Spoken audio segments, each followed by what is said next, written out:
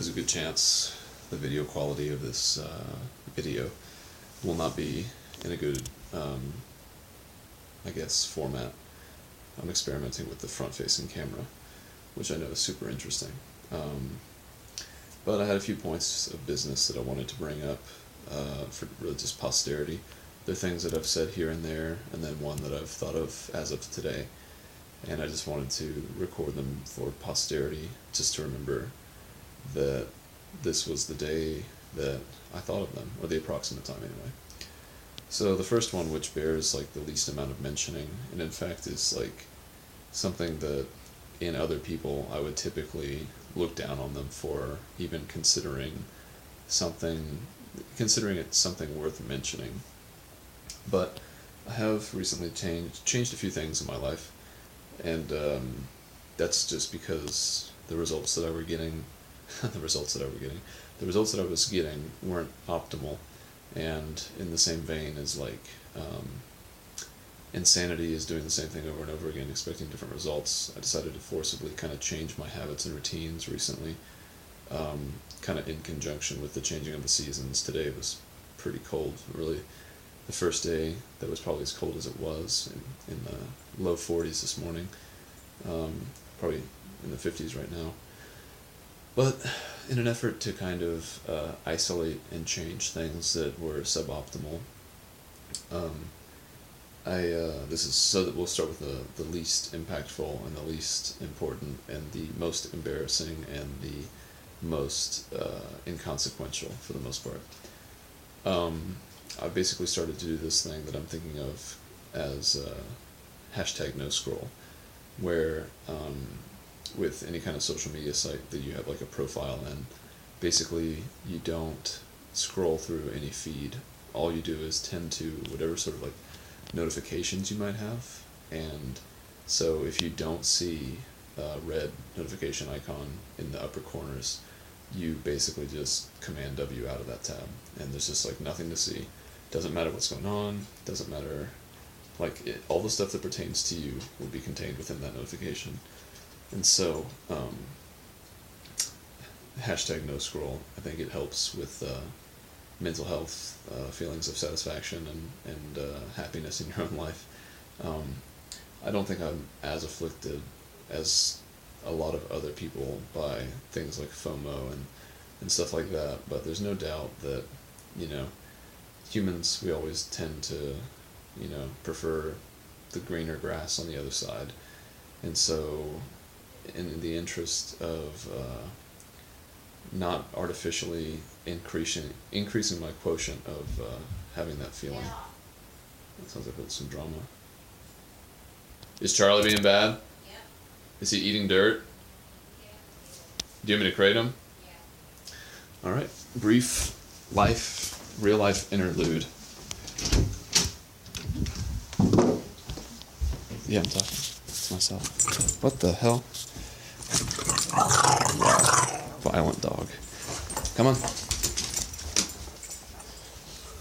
Come on. Let's go to the crate. All right.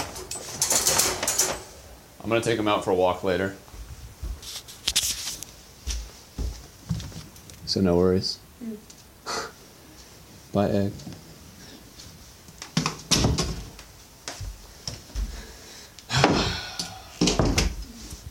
Hashtag no scroll indeed.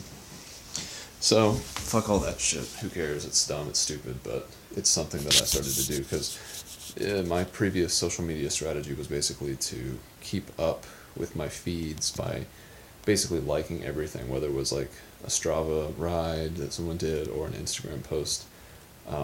In order to make sure I had seen everything, I basically would just like everything. So I knew if I saw something and I didn't already like it, it was the first time I'd seen it, and that way it was easier to keep track of like what had happened and what was happening, what was going on. But that sort of plays into like my, I guess, again, this is sort of like a pop science buzzword, but like OCD type tendencies where like, I want to check things, like have a desire to make sure that everything is just so. And so that can also bleed over into other things, such as checking a social media site. Making sure that you're caught up on all of it is kind of like making sure that a room has all of its items in the right place. It's like you did the work or your job or something like that. So, all that to say, I'm no longer as plugged in to all that stuff. I still check it. I check it twice a day, right when I wake up, and then right when I eat dinner. And I don't have any of those actual applications aside from Strava on my phone. So there's no aimless checking. There's no going to those things if I have time or whatever. And again, I would like to say that I didn't spend much time on those things anyway, but again, we're going back to like marginal gains and trying to get things to optimal levels. And so distractions like that and affecting my brain chemistry it's sort of like, you just go down the rabbit hole. You know how it is. You click through and all of a sudden, you're digging deep and deep and deep and deep and you're seeing all these things. I mean, it really is like being like it's like a permission-based voyeur or something, because all that information, you're allowed to see it, but, you don't necessarily need to. So, that's item number 1 on my list. I have 3 things on my list. And 6 minutes already, with a brief interlude just now with Charlie being dumb. 6 minutes is 5 minutes longer than this subject deserves. So moving on. 2. Something that pertains to the liquid I'm drinking. Decaf. Iced tea. Decaf green tea. So recently, again, in an effort to optimize things, I started to try to figure out why my body, it just kind of felt tired. And that's really, you don't have to look very far or hard to see what possibly could be causing that. Basically, I listened to the podcast I made recently, listened to all my, quote unquote, adventure podcasts. So, going to Birmingham, going to New York City when I biked there, and then the Appalachian Trail podcast. Listen to all of those just to sort of whet my appetite for the cross-country trip that I want to do with Reed. Shout out to Reed. And listening to the New York one, I realized that my training regimen in the months leading up to the New York trip basically included me doing 250 miles a week, in which at least 100 of those would probably be done in a single day. And so doing 150 miles outside of that. So basically just biking as much as I could, getting it in where I could fit it in. And, when I came back from New York, I had such an accelerated athletic ability to go for long distance rides because I had done 10 in a row that, I really didn't pare that down. I didn't take any time to recover. I guess technically speaking, the winter did arrive, so there was a bit of a dip into, so I guess maybe I did inadvertently take a bit of a break. But when the Appalachian Trail came around, that sort of lit this fire underneath me where I wanted to do those all of ITP rides every morning.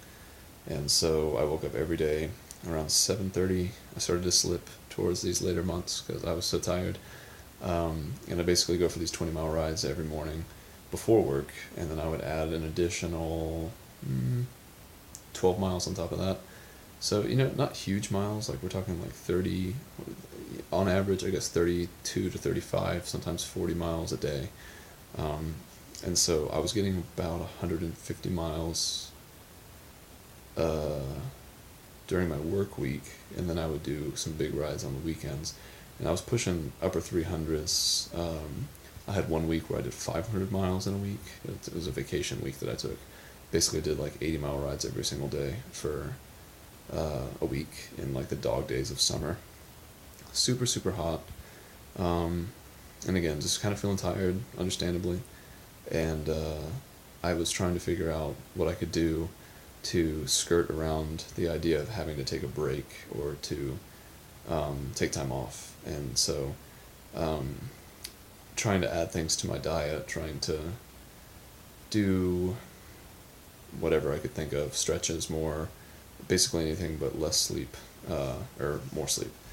And so recently I decided to actually stop drinking caffeine in such high volumes. I wasn't really drinking caffeine a lot. I would definitely have a pretty strong cup of coffee in the morning, and then maybe a couple cups at work. So, on average, maybe 2 to 3, 4 at the absolute most cups of coffee a day, in pretty small cups.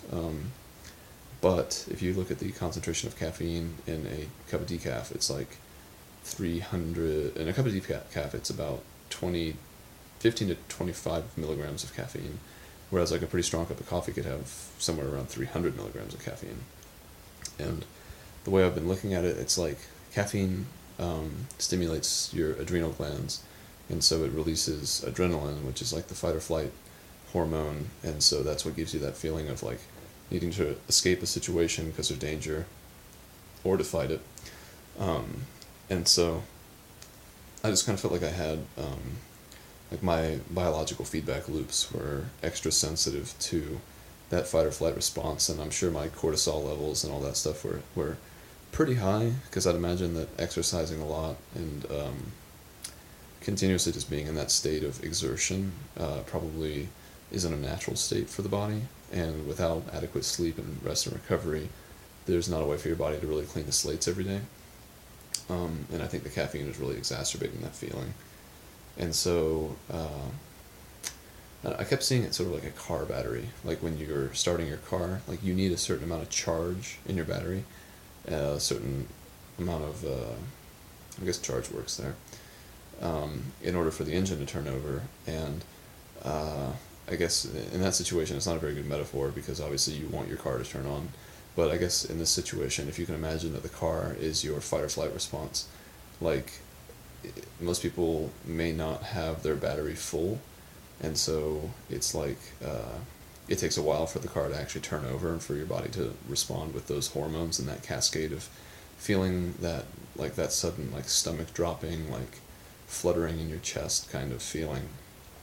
And I think because of my exercise routine and my pretty religious and definitely moderately high caffeine consumption, I felt like I was hitting that threshold faster, and so like I would kind of feel panicky and anxious in situations that didn't really call for it, and the caffeine I just felt like was keeping me on that edge.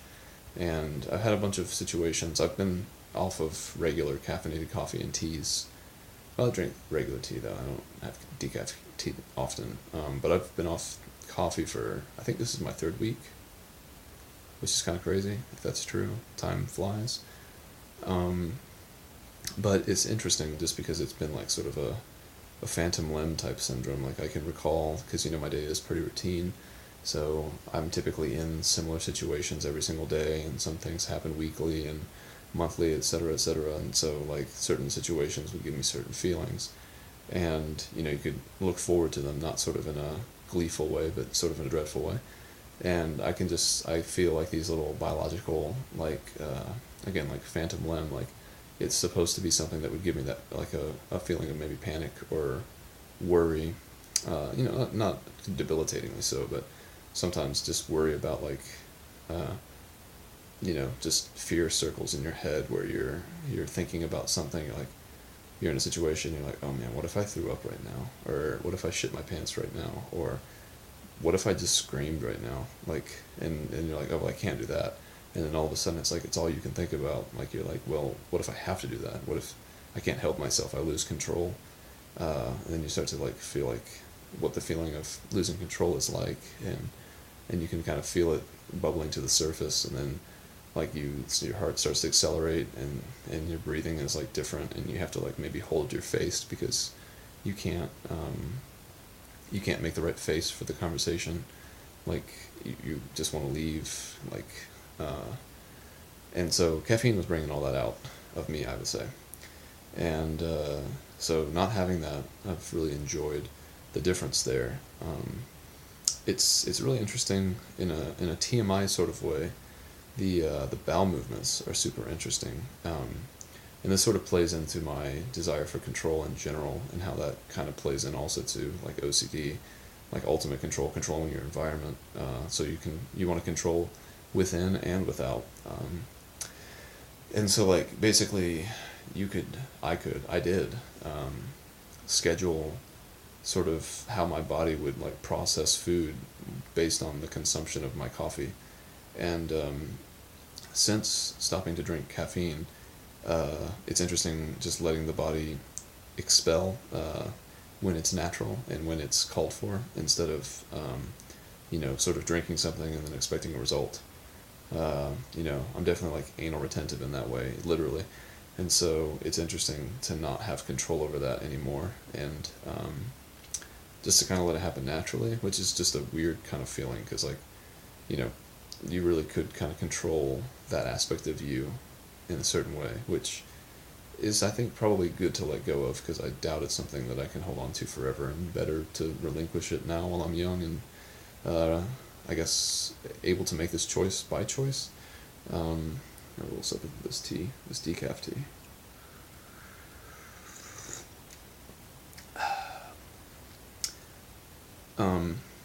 Funny enough, another thing I keep thinking about in relation to that is just how that phrase, like, that you, like, scared the shit out of me. Like, biologically speaking, that fight or flight adrenal burst of cortisol and all the stress hormones and all that stuff in the wild, I guess, actually would make animals shit before they ran. I don't know if that's so they could be lighter, or so that the thing chasing them might be disgusted all of a sudden to be confronted with the smells, or if it's like a banana peel situation where the tiger slides and slips all over the shit and then it can't chase the gazelle. I don't know what it is, but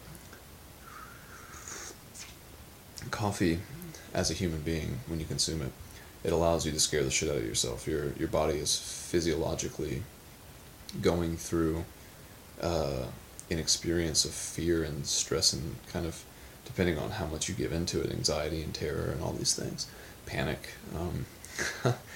So if you think all of that's worth it, so that you can kind of control your morning bath routine, then all the more power to you. But with my lifestyle, and I guess the sensitivity that I have developed with caffeine recently, it's better just to cut it out and just kind of move on with a different new schedule, which kind of fits what I'm trying to do with myself anyway. Again, trying to change the equation that's leading to the results that are suboptimal. I feel like there was one more point with this that I wanted to talk about. That was something that I had thought about recently. I've had this on my list to make this video for a few days now and haven't had the time to do it.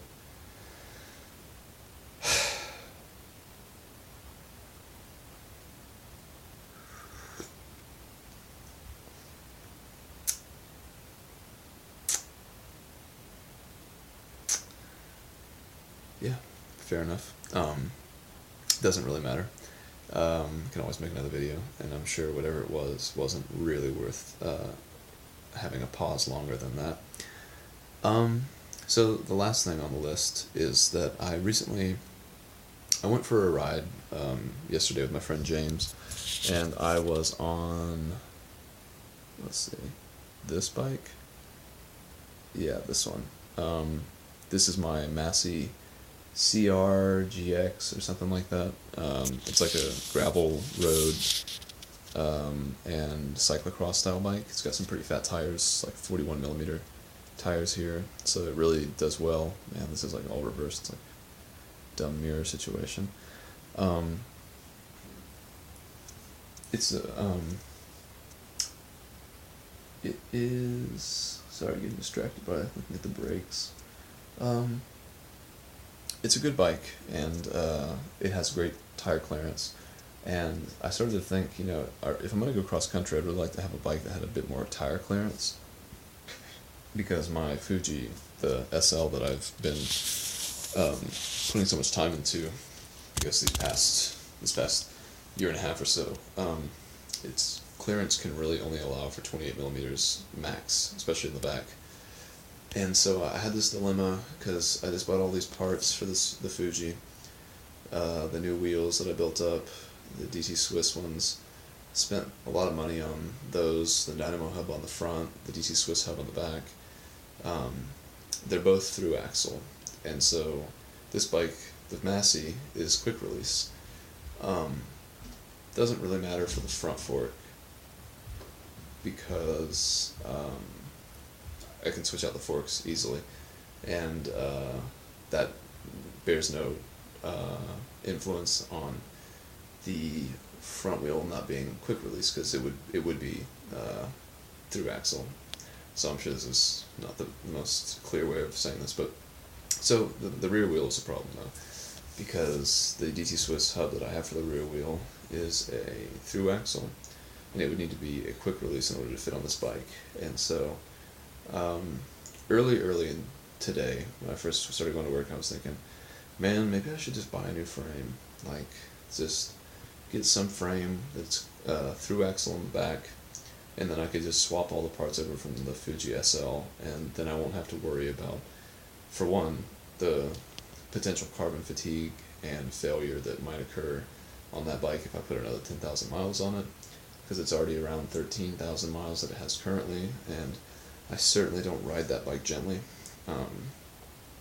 So I was thinking, maybe I already have the Midnight Special fork from Surly. Maybe I should just buy a Midnight Special frame. And I started looking at it, it's like $500, and I'm thinking about all the work that I'll have to do, and all the time I've already put into the Fuji SL, and then having to transfer all those parts over, and then just having this Fuji SL frame like partially built in my room all the time, just kind of staring at me sad. And so I was thinking, okay, well, is it possible to like drill out some sort of a through axle port for in a quick release bike? So basically just increase the dropout hole for the Massey bike that I have, and then add a quick release that way. And I was thinking, man, that sounds so dumb. Like, how would you even retrofit like the boss that would actually screw into the axle? Like, that doesn't seem like the best way. It seems like it would take a lot of work, and it also seems like there's a high chance of failure because you're retrofitting something that's not supposed to be on that bike.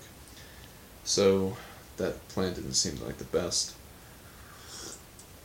And then I was like, well, I know this Mavic wheel that I bought a while back had quick release adapter caps that would go on it, and I never really used that function, but I knew it was something that existed. So I started to look into if DT Swiss offered a similar thing, and apparently they do. And after, I don't know, 30 minutes to an hour of research in between tickets, I think I located the caps that I would need in order to convert that DT Swiss hub from through axle to quick release. So I bought that, and it was like $50 for like 2 aluminum caps that'll go on there. It's not cheap, but if you look at it in relation to not having to buy a frame that is $500 now, it's quite a good savings. And if it gives me something that allows me to use my existing bikes rather than have to buy a new one, then that's great, especially considering this Massey bike has very few miles on it and would actually be a better suited candidate for such a long trip. It's really, really beefy steel tubes. The derailleur hanger is steel. It's not going to break off, which is great, because that's always going to be a fear for me with that Fuji XL, because it's happened 4 times. And again, I don't have to actually buy anything expensive aside from those little conversion plugs. And I will have to go to Loose Nuts and switch over for like the 20 millionth time a crown race from one fork to another. It's getting to the point now where it's almost like it would be worth it for me just to buy those tools, like the crown race puller and then the crown race installer, just so I don't have to go to Loose Nuts every time I have to do that, because that's like a process. It's just kind of annoying. So maybe I could look into how much those tools would cost and then do it myself. If they're less than $100, it might be worth it, but I find it hard to imagine that Park Tools parts of those particular kind would be combined to less than $100, but it's worth looking, because again, the original idea was to buy a brand new frame, a steel frame, which would be $500, so anything that's less than $500 now feels like a bargain. And so if I buy that puller and that installer, then I can just do it myself, and I don't have to actually go up to Loose Nuts, not tomorrow, but whenever that those plug adapter things arrive, and then I can just swap out those forks with my other fork. I would take the Massey fork off, and then put the Surly fork on it with the Dynamo hub, and then just transfer everything over to this bike. And man, it would be so sweet with these tires, these 41 millimeter Surly Nard tires on those DT Swiss wheels. Well, the DT Swiss, yeah, they're DT Swiss wheels. They've got DT Swiss rims. That would just be such a sweet ride. And the gearing on this bike is pretty sweet. It's I think it's 4630 for the chain rings, and then the rear cassette, I think it goes up to 32. It's not huge, but if you got a 4630 chain ring, you really don't want to have too big of a rear cassette, because then you're just going to spin out all the time. You won't even be able to really go very fast before you spin out. So that's an exciting new prospect. I'm kind of nervous that I bought the wrong kind of plugs for the hub. I did as much research as I possibly could to figure out if it was the right one without getting like an expert opinion. But all signs point to yes, and those being correct. And so that's my plan now. Switch out the rear wheel on this Massey, switch out the fork on the Massey with the stuff on the Fuji. Kind of put the Fuji aside for now, probably just hang it in here as an alternative, ready to go in the event that this bike frame needs to be switched out if there's some sort of problem with it. Which I did break the crank originally, broke the spindle on the crank, which was pretty crazy. I don't know how that happened, but it's a two-piece crank. It's an FSA adventure crank, and so on the drive side, broke the spindle, which it was crazy. It effectively became a three-piece crank with the spindle, a free-floating spindle inside the bottom bracket, and then two free crank arms outside of it. I don't know how that happened. That happened the first week I had the bike. So probably just a manufacturer default, because it's not like I'm doing anything super crazy to do something that destructive. But that's my plan right now. Again, if I can accomplish all those things, I feel like I've said this several times, but the ultimate bike will have been created and it will be ready to go. And so I can keep putting miles on the Massey in the meantime, get used to the frame, the geometry. I might need to get a shorter stem on there, although in the few rides I've done recently with it, even though the stem is pretty long, it felt kind of good to stretch my back out, so my back sometimes feels tight in the lower left hand quadrant, like sort of like a muscle is being stretched, and it doesn't hurt, it just kind of goes numb, which is an uncomfortable feeling in and of itself. I guess it's preferable to pain, but it feels like unsettling a little bit, just because it doesn't feel good to have like a numb spot on your body. But super stoked. Yeah, looking over the bike now, there's not really much more that I need to say about that. I might try to take the fork off tonight, because it's given me trouble in the past. I haven't ever actually been able to get the fork off. Which doesn't really make sense, because there's nothing keeping it on that's abnormal, so I think I really just need to get my rubber mallet down and just kind of bang away a little bit on the steer tube to release it from the head tube itself. So, it's almost been 30 minutes. This is another video that will have been best viewed at not 2.5, but 1.5 speed. I hope you enjoy the chapters that will appear below it, the timestamp chapters. Who can forget the saga of creating Charlie? It's a harrowing tale. Our MacBook Pro has also decided to recently take a shit, and so I've been working on that tonight, trying to figure out what the fuck is wrong with it. It won't boot properly. It does not get past the into your password screen, and so I'm trying to figure out some way to get back into that. I don't really have any tools or expertise or experience on that side. I feel like it's maybe software related, but it could also be a failed hard drive, so figuring that out is not easy. So yeah, I guess for now I'll leave it there. I'm going to go take a look at some of the tools online, see if Amazon has a cheap bearing puller or a crown race puller and a installer. They're relatively simple tools, but you know, it's a specialty tool, so who knows, they charge way more than those things are actually worth for sure. So yeah, all that being said, consider hashtag no scroll and decaffeinating your life, and I'll be back probably in the next week or two with another bike update, assuming I get this whole thing set up the way I'm hoping it will be set up. It should be a pretty sweet ride, and certainly something that'll be a lot of fun for the winter.